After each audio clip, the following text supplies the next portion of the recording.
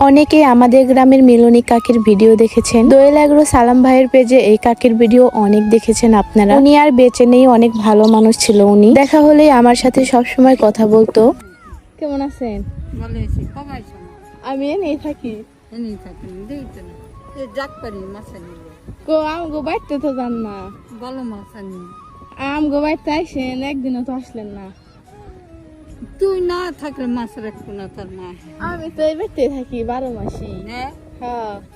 এন্দা যাইতে দেখি আপনি কি খালি কাজ করেন না? খালি কাজ করেন না, আপনি টাকা হারাইছিল কেমনে? শুনলাম একবার। নিয়ে আসা। কেমনে নিল? এগুলো হচ্ছে গাছ কাটতে নিচ্ছে। নামিয়ে রেখে ঘাস কাটতেছেন। অমনি কয়টা ধরে নিয়ে গেছিল না? কত টাকা? 2,500। কেমনে মানুষ, কেমনে?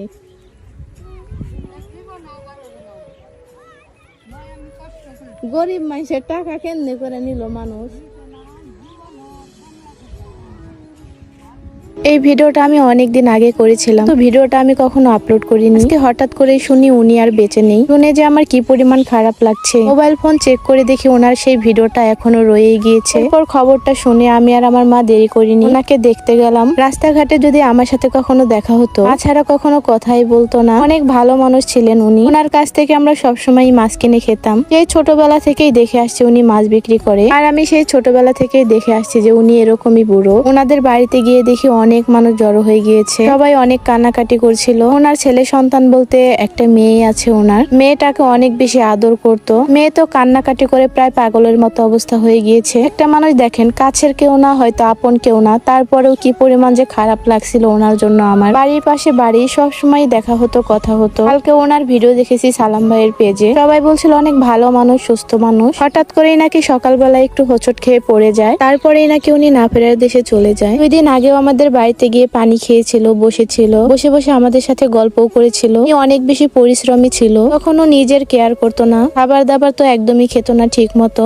কেউ যদি কোনো কিছু খাওয়ার জিনিস দিত, উনি সেটা আঁচলে বেঁধে মেয়ের জন্য নিয়ে যেত। বাড়িতে গিয়ে মেয়েকে সেই খাবারটা খাওয়াতো। আর সারাদিন রোদে পড়ে চকে কাজ করতো, চকে চকে ঘুরে বেড়াতো, ডাল খড়ি কুড়াতো। তো আমরা অনেক বলতাম যে এগুলো কুড়িয়ে কি করবেন, এখন তো অনেক বয়স হয়ে গিয়েছে। তারপরে উনি শুনতো না। যাই হোক, অনেকেই হয়তো আপনারা ওনাকে চেনেন। দোয়েল এগ্রো পেজের সালাম ভাইয়ের ভিডিওতে হয়তো অনেকেই দেখেছেন। আমি ওনাকে দেখতে এসেছিলাম, ভাবলাম আপনাদের সাথে একটু শেয়ার করি। আর হিন্দুরা মারা গেলে কিন্তু গান গায়, যেখানে হরে কৃষ্ণ বলে গান গাচ্ছিল। এরপর পাড়া প্রতিবেশী অনেক মানুষই দেখতে এসেছিল। যাই হোক, আমি এখন চলে যাব। এই যে এটাই ছিল ওনার ছোট্ট একটা নীড়, এই বাড়িতেই উনি থাকতেন। আজ এই বাড়িটা একদম খালি হয়ে গিয়েছে।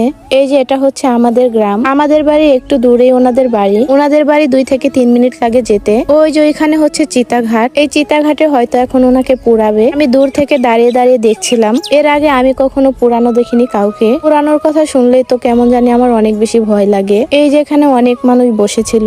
যাই হোক, যার যার ধর্ম তার তার কাছে। আমি এই যে দূর থেকে দাঁড়িয়ে দাঁড়িয়ে দেখছিলাম। আর কোনোদিন ওনার সাথে দেখা হবে না, আর কোনোদিন ওনার সাথে কথা হবে না, তো ওনার স্মৃতিগুলো শুধু রয়েই যাবে। আজ মরলে কাল 2 দিন, তারপরেও মানুষের কত হিংসা, কত অহংকার, কত ঝগড়া বিবাদ। উনি অনেক বেশি ভালো ছিল, গ্রামের সবাই ওনার কথা অনেক বেশি প্রশংসা করে। একটু পরে হয়তো ওনাকে পুড়িয়ে ফেলা হবে। আজকে অনেক বেশি গরম পড়েছিল আর অনেক বেশি রোদ উঠেছে। আমি কিছুক্ষণ দাঁড়িয়ে দাঁড়িয়ে দেখছিলাম, হয়তো ওনাকে গোসল করাবে আর একটু পরে পুড়িয়ে ফেলা হবে। ওই তো পোড়ানোর জন্য কাঠখন্ড রেডি করে রেখেছে। যাই হোক, সবাই ওনার জন্য দোয়া করবেন। আজকে এ পর্যন্তই। আল্লাহ হাফেজ।